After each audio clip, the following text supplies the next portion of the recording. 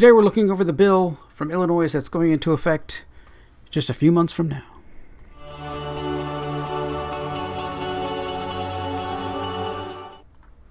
Hey, this is Tom's Talk Show, and just seeing the craziness going on and how it continues, and the fact that I'm glad we're out of the craziness of California. I guess some schools back there, they're still requiring masks when you go back to school for kids who have zero chance of having any sickness problems. But it's nuts there, and just continues to be and will always be. Now with the cars, you're not going to be able to buy electric cars, or you're only going to have to buy electric cars. But the power grid can't handle a little bit of a warm day, and like 10% of the cars I think are electric. So what happens when 100% of them are electric? You're not going to be able to go anywhere. So that's a whole nother story. But for today, we're going to dive into the chaos that's going to be Illinois very soon. And I have the bill pulled up, the site that has the bill pulled up here. So I do have the whole entire bill that they provide all of the text from it. I was kind of reading through different parts, trying to really get what is going on inside the bill and make sure that I can correlate what they're showing here in this kind of summary and make sure that that's really backed up by data inside the actual bill text. And for the most part, it is, from what I can see, so it's a fair representation. But here it's the Illinois Safety, Accountability, Fairness, and Equity Act. So anytime you see the word equity, you know that this is an activist bill. Anytime, equity and, you're trying to get, there's opportunity and outcome. You can give everyone the same opportunity. Everyone, when they are born, hopefully has the same opportunity to be able to go to school, find a profession that they want to do, that they enjoy, and live that, and then create a family and create their own, person, family and everything else. That's, everybody has that same opportunity. So to want to create everyone with the same outcome means that you have to force some people to not be able to do something and push that so that other people can, who may not be able to, right? I mean, that's the whole thing. I've told people this many times before, who are trying to help other people, right? Especially when it came to the homeless in California, is that you cannot care about someone more than they care about themselves. Like, their situation may be homeless, it may be bad, they may be stuck in a drug cycle or an alcohol cycle or something like that, but you can care, oh my gosh, we need to do something, and over the top do something for you. But if they don't care about doing it, your time is wasted. Right. So anyway, we're going to dig into this. Please like and subscribe to this channel and like this video and stuff, and we'll get started here. Here we go. So this Illinois Safety and Accountability, Fairness, Equity Act, they can't even get the T, and it's because it's Equity Today. So they had to put the dash T just to make it sound funky, safety, fooling you. So this is gaslighting, completely fooling you into thinking that this is going to make you safe, right?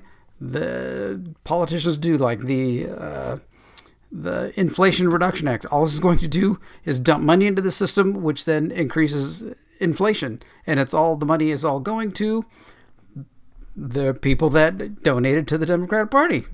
So there you go. It's just a vicious cycle.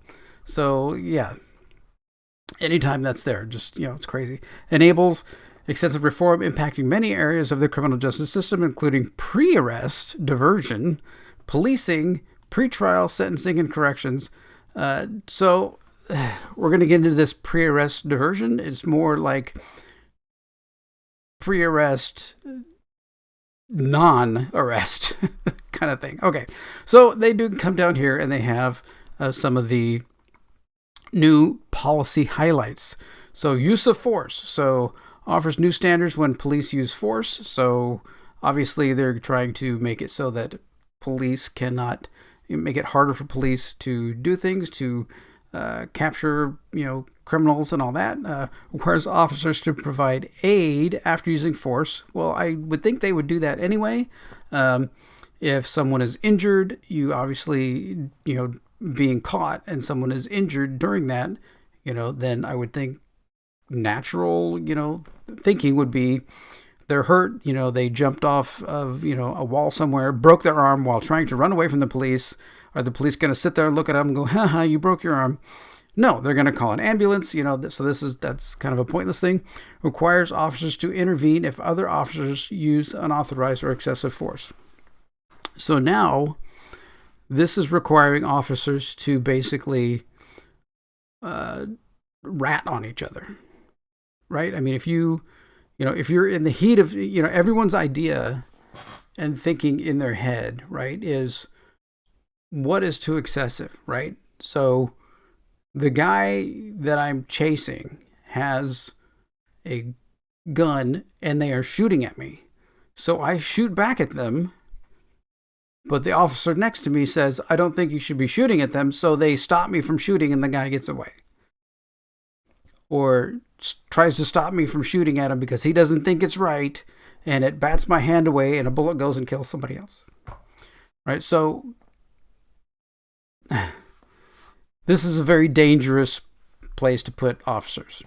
Prohibits police access to any military equipment, surplus program, or purchasing of specific types of equipment. So now they're limiting what, these are the criminals. They have, automatic weapons, maybe, machine guns, or, who knows what, definitely guns. And we could get, the excess military body armor. We could do all kinds of these things for our officers to help keep them and protect them, keep them safe. But no, you don't get that. Requires publishing of any purchase. So any equipment that they get, everybody's going to be able to know. Expands use of and changes guidelines requirements for body-worn cameras and who may access, review, or delete footage. I think the biggest one there is probably delete footage. And I think what it's going to be is there's some other things in here about cameras, so we'll get to that. So, I mean, I'm okay with body cameras mostly to protect the officer in what they're doing. But and we definitely don't want any footage deleted. But if you start putting a lot of bureaucracy into the footage and everything else, and that it can't get out, I think that's what this more has to do with, letting footage be released into the public. I think that might be part of what that is. Expands officer training and topics including intervention, de-escalation, use of force, high-risk traffic stops, implicit bias, racial and ethnic sensitivity training, and emergency response. So there's a lot of crap in there.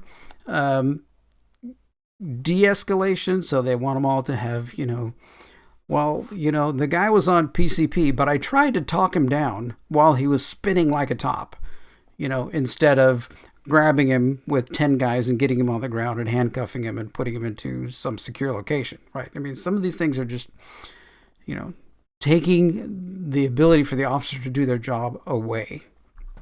Okay, now we have to mandate use of force reporting, so your any action that you do is going to be put into the FBI database.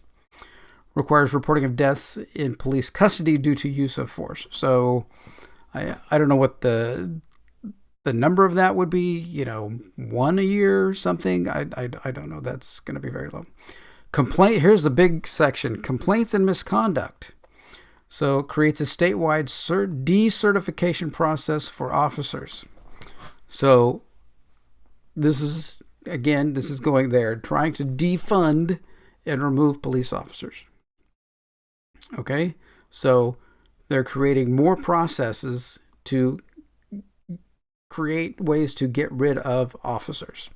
Allows the Attorney General to investigate, initiate civil lawsuits, so going after the officer personally, and enforce settlements against police agencies that have patterns depriving their individuals of rights. Okay, create stricter body camera regulations and class 3 felony for clear and willful attempts to obstruct justice. Well, that's whose definition is clear and willful, right? I was in a fight with a suspect and I swung my hand and camera popped off and went over on the ground.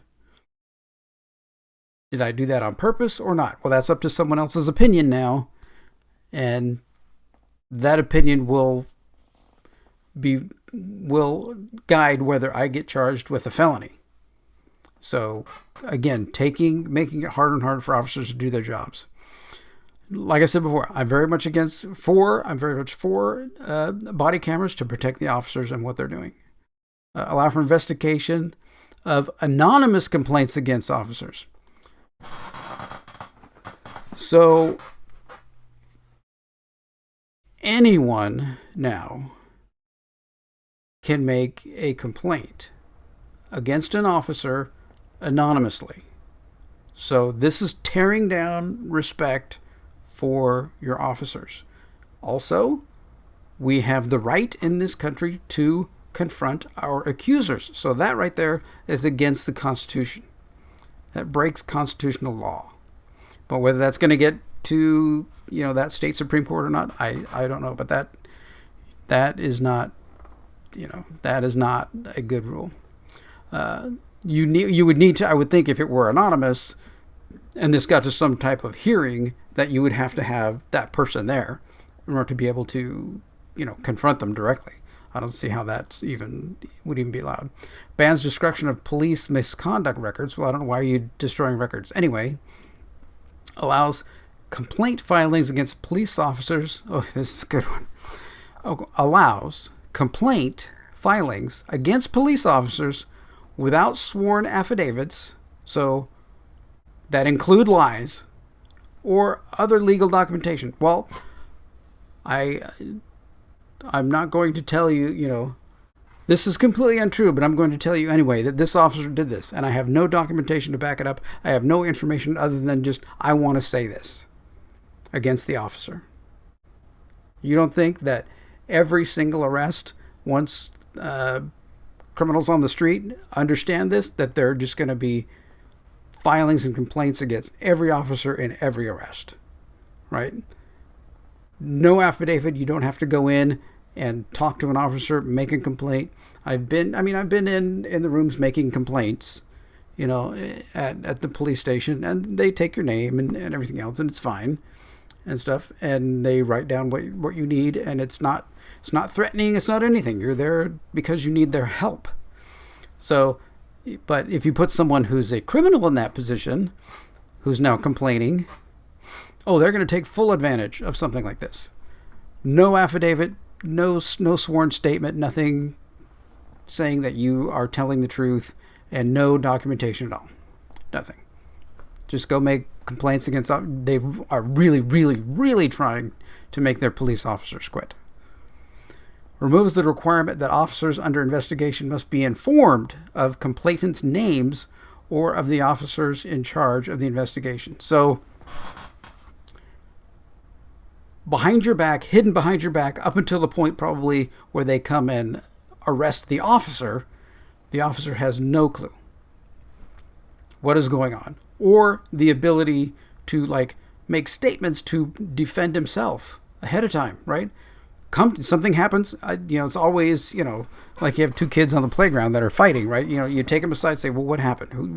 You say what happened, and they say what happened, and then the adult helps make the decision about, what should have been done. Well, this is them going behind their back, not being able, again, not informed of the complainant's name. We have the right to, address our accusers, to go up against our accusers. We have that right in this country. But no, that's being kind of negated here. Prohibits local governments from retaliating against employees who report improper government actions. Well, that should be, in any work situation, if you have to report something, there should be no retaliation in any, expand notification of police misconduct to the military state standards board. So that's just pushing the information up the line. Makes data on misconduct more accessible. Requires publicly available database for any police misconduct. So now you're really publicizing the internal workings of the police officers and what's going on. So now we get down into certification and declaration of process. So changes Illinois State Police Merit Board composition and reporting board. Okay, creates Illinois Law Enforcement Certification Review Panel. So now we're going to be reviewing all the officers. Enhances automatic and discretionary termination of officers. So they're finding more ways to automatically drop officers. You said those words wrong. Those words were not in accordance with our equity plan. So you're done. There you go. Because that was, equity and racial training and all these other things were up higher in the thing. So no. Changes procedures for automatic. Okay, so it includes provisions for immediate suspensions. So being able to just, nope, I don't like what you said, so boom, you're gone. We had an anonymous person make a phone call, so now you are immediately suspended. Requires verification of training and employment information, which should always be. Requires additional sheriff qualifications, so that, that's hopefully not setting the limits over a certain amount. Other police provisions. Adds reporting of officer dispatch to mental health crisis or incidents. Adds reporting of officer dispatch to mental health crisis or incidents. So now they're dispatching officers to mental health incidents. Okay.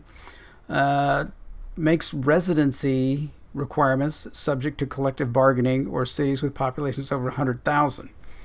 Okay, so you have to be a resident if you want to be included in the collective bargaining. So if you can't live in the city where you are policing, you no longer get to be involved in the bargaining of your pay.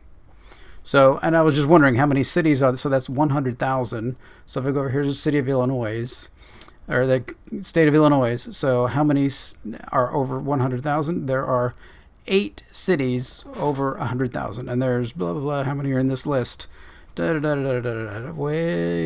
down here. That's the top 500 cities, and 8 are over 100,000.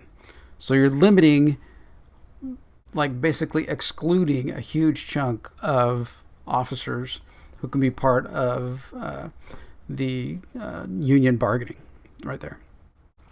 Here's the big one. Requires officers to issue a citation rather than arrest for certain low-level offenses. So this is the piece where if someone moves into your shed on your property, they're trespassing, they're there without permission, they're trespassing, they're squatting on your property. The officer's going to come. You can call the police. The officer's going to come and go, here, sign this out here. Just sign your name here. This is your citation. Tear it off, give it to them, say, have a nice day, and walk away.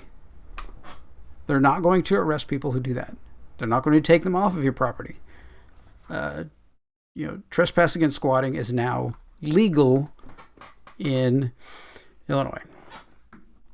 Provides for confidential mental health screening and counseling for officers. Confidential health screening and counseling, I think I would agree with that.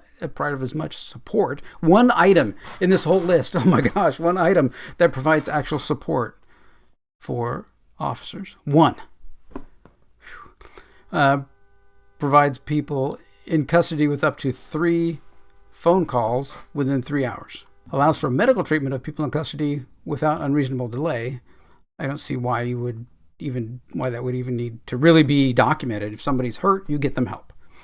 Right? Amends police pre-arrest diversion deflection programs to allow for collaboration with other first responders and community partners. So pre-arrest. So how do you get into pre-arrest? Right? You have to be doing something wrong in order to get you, so again, this goes back to the citation part. I guess if you get 10 citations, they're going to say, listen, at some point we may have to arrest you, because you may do something worse than squatting here at this person's house. And you're not doing well health-wise. Maybe we can force the people who live at this house to come and give you food because now they see you in this dire strait and humanitarian reasons. They need to be giving you food for squatting in their house. Right? You could probably be, arrested for, negligence over this person now who, after so many days, it's like 60 days, I think, in some states. Whatever, you're there for 60 days, you become a resident, and it's even harder to get someone off of your property. So, yeah. So, I mean, so now we're getting to the super craziness of the pre-trial stuff. Okay, this is what are we doing for pre-trial to help people, before they. Okay, so number one, abolishes cash bail. So they're saying that this impacts the poor the most because they cannot, afford bail to get out to do things they need to do. Well, and the more wealthy people can, easily afford their bail. I think it's like 10%. So if you have a $5,000 bail, you need to come up with $500, and then the bond will be posted for you. So I would think maybe a better thing would be bail based on your income might be a better way, but still you need to have some way of making someone invested in coming back to court, right? So, and if someone is, and I think the rules were showing that everything up to second degree murder, they were going to allow you back out onto the street, as I was reading that correctly. So you can kill someone, and they go, don't do that. Come back later when we'll talk about it. Put them back out on the street, and they only get picked up again if they kill someone else. So it's insane, right? Doing something like this. I mean, if you're a homeless person, if you're a pot smoker, if you're whatever these very low level crimes are and stuff, give them a small bail and then help them to be able to get back out, to find a job or do something, to improve themselves. But second degree murder, put them back on the street. It flabbergasts me. I cannot even understand that right there. That I cannot understand that. Prevents the results of a risk assessment from being the sole basis for detention decision and informs the accused person of the tool. Prevent results of a risk assessment for being the sole basis. Okay, so you've killed 4 people, but we don't have the evidence is a little shaky, so we're going to charge you with second degree murder. We probably don't want you on the street, but the psychologist over here says, it's okay. And they let him out. So I want common sense. Right? I mean, Sheriff Grady over here in the county, over in Polk County, he explains things like, there were 4 people that did this crime, they got 8 brain cells between them and 5 of them ain't working. That's, I like his wet method of things better. But anyway, okay. Establishes a pretrial practice data oversight board to oversee data collected and, oh my gosh. So now they're going to collect data and stuff as they're letting people out and stuff before trial to see what people, decide better who people they would be a better, a less risk to let out than the ones to keep, which I don't know why you don't have common sense doing that anyway. Establishes the domestic violence pretrial practice working group. A lot of bureaucracy being put in place, which only slows things down and makes things worse. Adds notification of pretrial hearing to crime victims. Okay. Changes the offense class for violations of conditions of pretrial release. So, right. So the change was one of them, I think, was that you had if you had been picked up for doing a certain crime, you lost your release, you had to come back if you did the crime again, kind of thing. Changes pretrial release procedures, including release on own recognizance, warrant alternatives, and conditions of release, including electronic monitoring, home confinement, modification, and sanctions. May revoke pretrial release conditions under certain circumstances. I tried to find that pretrial release under certain circumstances, and the only thing I could really find was that if you had murdered someone and then were released on your own recognizance and you murder somebody again, then they decide, well, we probably don't want to go for a third person being killed by you, so maybe we'll just keep you out of the loop for a while till you have your trial, and then we let you out again. Because I think in here it also said that the home confinement time, so if it's was being included as part of your sentencing, so if you're going to be incarcerated, then and you were confined at home for 6 months before you could get to your trial, because the systems are all backed up, and your sentence was a year, you only had to go in for 6 months and then probably only do 80% of that, so probably 3 months or 4 months after that kind of thing. So there's many other highlights in here. Here we go. We got requires Illinois Corrections to report prison inmates' most recent known address. Okay, that's fine. Requires reporting of deaths in custody. So again, making it harder for you don't want anybody to die just for doing something wrong. Enhances sentencing credits for incarcerated individuals. So they're giving more credit to the criminal. Like I said, if you're had to stay at home, that time is added to your sentence. Amends court opinion options in sentencing decisions to prison. Alters mandatory supervised release terms. So they're taking all these things and adding all of these things to the criminal. They're taking away rights and abilities of the officers, adding more options and stuff to the criminals. Clarifies sentence credit for time in custody for home detention. There we go. Allows for certain movements for those on electronic monitoring at home, which they got to be able to get to jobs and whatever. That's fine. Increase eligibility for individuals who are sentenced for certain drug offenses to enter diversion program, which why don't you have those in place already?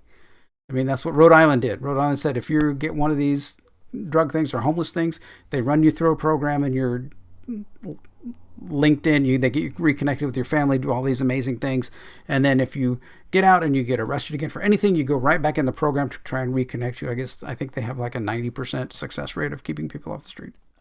Amazing. Go there, find out what it is. It requires corrections for staff training related to pregnant women, provide education and assistance with care for yes, you should always here they're thinking that pregnant women are important, that the baby is important for the pregnant woman.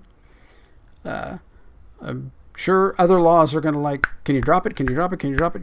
So where's your where are your guidelines here? I don't know. Anyway, so that is through all of it. This is a long video. I've started doing more of these very long, kind of long form videos on some of these, but some of these things really need to be covered. I mean, people hear these things in the news and they're like, oh, that's gotta be, how is that true? How is that right? But going through, looking at it, kind of thinking about it and kind of explaining what's going on a little bit, because I've read, this crazy bill, which is hundreds and hundreds and hundreds and hundreds and hundreds of pages, 764 pages, which I've read probably 20% of. So that's, yeah. But so most of it is not there to make the regular citizen safe. Not at all. Most of it is there to get fewer criminals in the criminal system, in their justice system, to remove those and take as many rights and abilities away from the officer to do their job. And that's, and I mean, it's the same, it's formalizing a defund the police by attrition, right? The more you have a few incidents and you start immediately suspending and immediately terminating officers, and that starts going around everywhere in cities, then officers are going to be like, I need to find someplace else to work, saying, I want to protect the public. Officers have, officers are a little bit egotistical, I think, because, they, and maybe I've seen some that are a little, not power hungry, but they like the action of it, right? They like, kind of the power that they have, carrying their gun and their pepper sprays and in their squad cars and everything else, a little bit. I mean, but they're still there to, 99.99999% of officers are there to help you and to protect you and protect the public, right? Total, my neighbor is a, police officer, and he's a great guy, just, very nice guy. But this is about making it so that they don't want to do their job. So they have to make that decision. Do I stay here? Do I keep policing in Chicago? Or do I head to somewhere like Florida, where Governor DeSantis just provided an extra $1,000 because of the economy and everything else, and they want to protect your police officers, your medical workers, and the like, fire departments and stuff. Just gave them another $1,000 bonus to try and help, because the state has a large emergency fund, and that needs to be used in emergency. And the way Biden is running this economy into the ground, which may not survive the year, it's nice that Florida has that in order to provide for their officers, right? So people in like Chicago, which is the majority of where people live, right? I mean, that was 2.7. This is the crazy part. 2.7 million people live in Chicago. The next highest city is Aurora, with 177,000.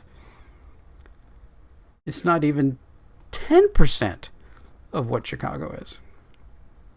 And that's what's running. That's the problem with some of these states, is that's what's running, the state, is this one big metropolitan area.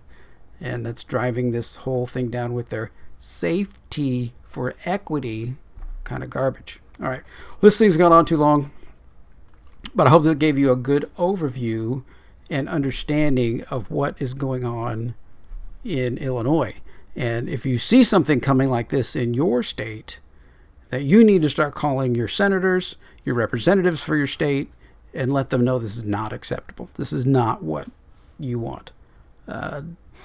This is why you need a Second Amendment, as they take the ability for the police to do their jobs away, because literally police and fire people are not the first responders. You are your own first responder, right? You need to be the first response. They're the second response. All right. Well, thanks for watching this video, getting all the way to the end. Thank you so much for watching. Remember to like, share, and subscribe to this video. And take care out there. We'll talk to you later.